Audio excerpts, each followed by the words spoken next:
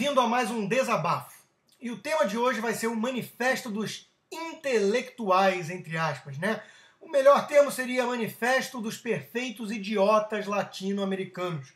Em homenagem a esse excelente livro, famoso, né, que tem entre um de seus autores, Álvaro Vargas Llosa, que é filho do recém-prêmio Nobel Mário Vargas Llosa, que inclusive assinou o prefácio do A Volta do Idiota, dos mesmos três autores, que 10 anos depois perceberam o quanto ainda era predominante no continente a presença desses idiotas, né, desses intelectuais que defendem Che Guevara, Fidel Castro, essas peças de museu, enfim, e escreveram então esse livro com um prefácio de Mário Vargas Llosa, que inclusive deu uma excelente entrevista nas páginas amarelas da revista Veja da última semana, explicando exatamente por que há essa predominância da esquerda entre os intelectuais, né? Ele explica como é preocupante isso e como é complicado, como exige coragem de um escritor, por exemplo, ir contra a dita esquerda, porque a esquerda perdeu em tudo que é campo, né? Principalmente economia,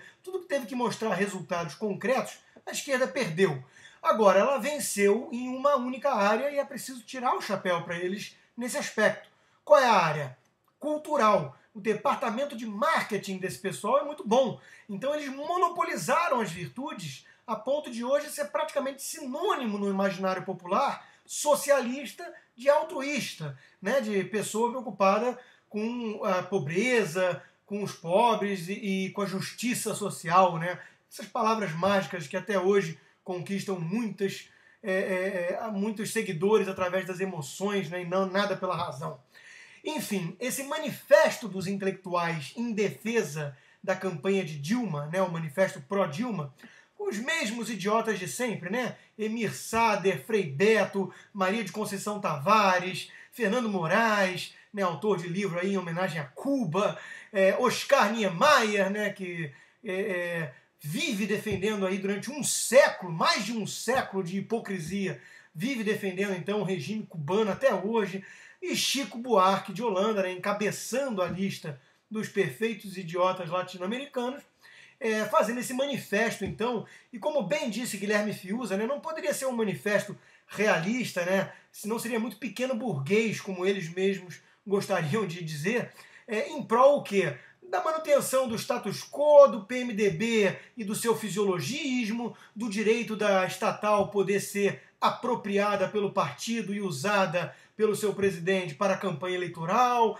Seria um manifesto muito pobre, né, de emoção. Então, é claro, o manifesto está envolto de uma retórica quase escatológica, né? Vamos salvar a nação desses golpistas, né? Não sei onde eles veem tanto golpistas, né? Talvez se olhassem no espelho teriam uma visão um pouco mais nítida de onde vem o potencial golpe, né? Mas enfim, o manifesto envolto nessa retórica messiânica, né, de manter os rumos de salvação do país, né, como se de fato fosse isso que representasse a eleição da senhora Dilma Rousseff. Então, assim, é realmente revoltante, é preciso de muito engove para digerir esses nossos intelectuais, né, que são os mesmos de sempre, como eu já disse. E não dá para não citar, para finalizar aqui, a Roberto Campos, né, que foi quem melhor, talvez, diagnosticou essa turma. Né? E Roberto Campos dizia que nossa esquerda brasileira ela não gosta dos pobres. Né? Os pobres são chatos, eles não fazem greve porque não tem estabilidade de emprego público, eles não pagam contribuição para a CUT, para as máfias sindicais, eles não fazem nada disso, eles são chatos. Né? A esquerda brasileira gosta mesmo dos funsas, dos funcionários públicos que têm tantas regalias, tantos benefícios, tantos privilégios, e esses sim podem se dedicar quase que integralmente à causa, então, de lutar o quê? Para manter as mamatas de sempre, para fazer manifesto virulento e violento contra privatizações que foram essenciais para o país. Basta lembrar do progresso na área de telecomunicações, para citar um exemplo, temos vários outros, né? Embraer, Vale, toda a área siderúrgica, vários exemplos de sucesso na privatização, que essa turminha estava sempre lá disposta a ficar o dia inteiro fazendo campanha com faixas, com pedras, eventualmente, para atacar em policial, para invadir a Bolsa de Valores. Quer dizer, a esquerda brasileira gosta mesmo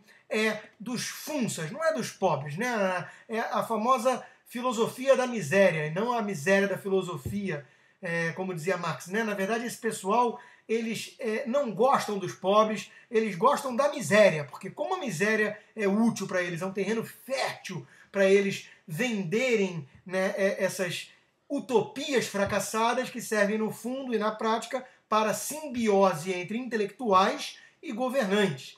E vale lembrar também que esse pessoal é tão mitomaníaco, né? Simula foto de presença de Dilma em manifesto que ela não participou, forja currículo com mestrado que ela não fez. Esse pessoal é mitomaníaco. Então não podia deixar de ter, claro, uma fraude nesse manifesto. E qual foi? A presença entre os ilustres signatários do manifesto do nome do cineasta José Padilha. Claro, quiseram pegar uma casquinha aí no sucesso estrondoso de Tropa de Elite, e teve então que vir o cineasta público falar, usando inclusive o libertário Henry David Thoreau, que não faz parte de nenhuma agremiação, de nenhum partido, e não assinou coisa nenhuma em defesa de candidato algum.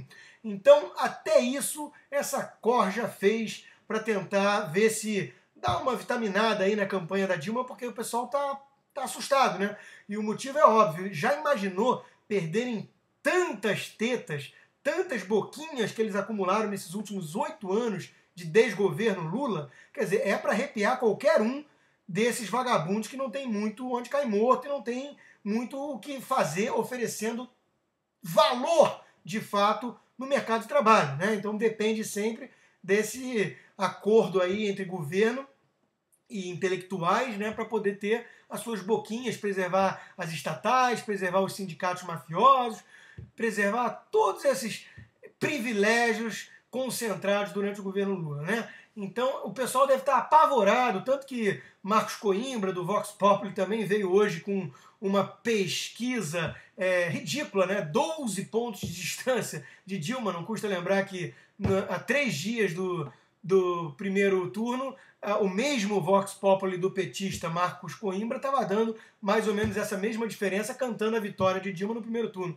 E sabemos o resultado prático. É tão gritante, que eu, por um lado, fico feliz, porque eu vejo essa mobilização toda e eu só posso constatar uma coisa: a turma está tensa, a turma está nervosa, com um risco iminente de perder tantas boquinhas. E para finalizar o desabafo de hoje, não podia deixar de ser também com mais uma frase do ilustre Roberto Campos, que dizia que é divertidíssima a esquizofrenia dos nossos intelectuais brasileiros, né? Eles adoram 3 coisas que só o capitalismo pode dar, a despeito de toda a retórica socialista que eles têm: moedas fortes para os seus cachês milionários, né?